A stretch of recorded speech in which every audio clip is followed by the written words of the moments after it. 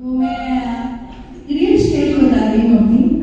जब मैं 5 साल की थी तो छोटी सी थी और एक बार अपनी सहेली के साथ बगीचे में खेल रही थी। माँ ने वहाँ छोड़ दिया और माँ फिर घर पर आ गई थी। और खेलने के बाद मैं अपनी सहेली के साथ माँ से बिना बोले उसकी मम्मी के साथ उनके घर चली गई। और अब यहाँ सब मेरी खोज शुरू हो गई कि मैं कहाँ चली गई। सब मुझे ढूंढ रहे हैं और सब परेशान हो रहे हैं। फिर थोड़ी देर के बाद मैं अपनी सहेली की माँ का हाथ पकड़कर अपने घर की तरफ आती हूँ। सारे लोग मुझे घेर कर खड़े हो गए, कहाँ चली गई थी, कोई उठा कर ले जाता तो क्या होता था। और मैं धीरे से पापा का चेहरा देखती हूँ, उस चेहरे पर बहुत गुस्सा है। मैं माँ के पीछे छिप जाती हूँ। फिर मैं थोड़ी बड़ी होती हूँ और एक दिन एक सहेली के घर गृह कार्य करने चली गई थी। और वहाँ गृह कार्य पूरा होने के बाद हम टीवी देखने बैठ गए और समय का पता ही नहीं चला। और जब मैं घड़ी देखी, अरे बाप रे 6:30 बज गए। मैं कहा भागो घर पर, भगवान का नाम लेते जा रही थी कि पापा ऑफिस से घर नहीं आए, पापा ऑफिस से घर नहीं आए। लेकिन होता वही है, वो सामने खड़े हैं। आज भी उनका चेहरा गुस्से से थोड़ा तमतमाया है। मैं फिर माँ के पीछे छुप जाती हूँ और कहती हूँ कि पापा इतने हिटलरशाही क्यों हैं। फिर मैं कॉलेज जाने लगी तो एक दिन हम सब लड़कियों की पिकनिक जा रही थी। तो मैंने भी बहुत पापा से कहा मुझे भी जाने दो, हम सब लड़कियाँ जा रही हैं। तो उन्होंने कहा ठीक है जाओ, लेकिन समय से घर आ जाना। अब हम जब रास्ते से आ रहे थे तो हमारी बस खराब हो गई। और उस समय मोबाइल का ज़माना नहीं था और कहीं आजू बाजू में टेलीफोन बूथ भी नहीं था कि हम घर पर कह सकें कि भाई हमें देर हो गई है, बस खराब हो गई है। और जब हम घर पर उतरे तो मैं देखा इस बार तो पापा गली के नुक्कड़ पर ही चक्कर काट रहे थे। और जैसे मैं उतरी तो उनका चेहरा फिर वैसा ही गुस्से से तमतमाया हुआ भी था और काला भी था।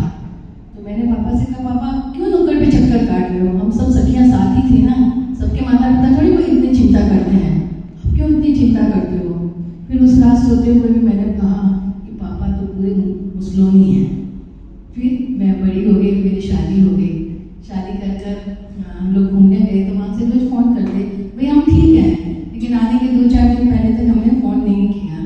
और फिर आने के बाद मैं जैसे ही पापा से मिलने गई तो मुंह फुलाया हुआ था, फ़ोन नहीं किया इतने दिन से। मैंने कहा पापा अभी तो मेरी चिंता छोड़ो, अपनी चिंता किसी को और को दे दी आपने, अभी मेरी चिंता क्यों करते हो। पापा लोग इतना तानाशाह है, हिटलरशाही है, मुसलोनी है।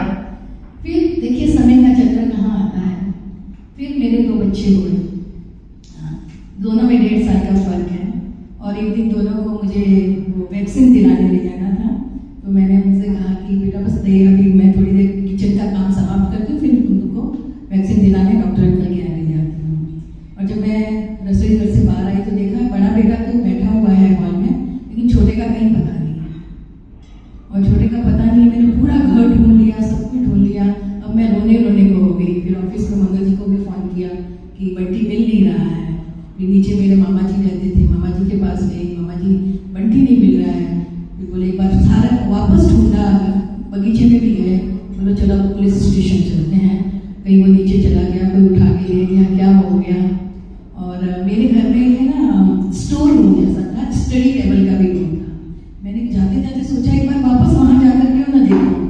पहले भी गई थी लेकिन कुछ दिखा नहीं। इस बार मैंने लाइट ऑन की क्योंकि अंधेरा था। तो मैंने देखा टेबल की दूसरी ओर बंटी बैठा हुआ था, मतलब वो सो गया था एकदम। गर्मी में एकदम उसको नींद आ गई, गर्मी थी। पहले तो मैंने उसको उठाया, हिलाया, पहले तो जी किया कि एक जोर सा थप्पड़ खींच कर रख दूँ।